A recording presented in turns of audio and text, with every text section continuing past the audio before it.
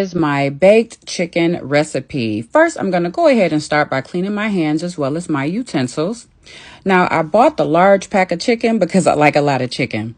So I'm cleaning the chicken with a little bit of vinegar and some water to make sure that I get it nice and clean.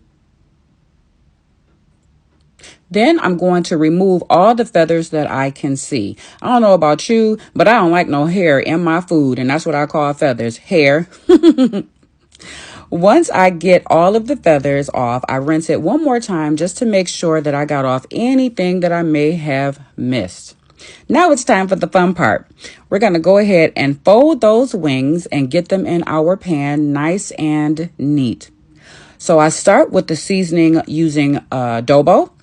After that, I'm going to use a little bit of onion powder, then some garlic powder. And one of my favorite seasonings of all time is Slap Ya Mama.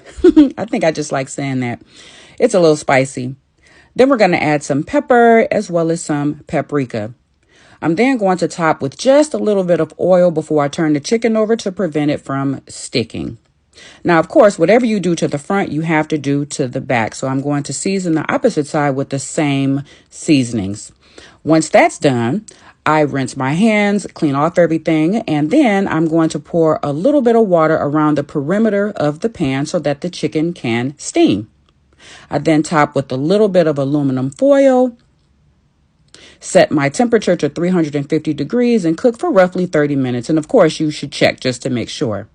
I then clean up my area as well as my ingredients because I want to make sure that I don't transfer anything over.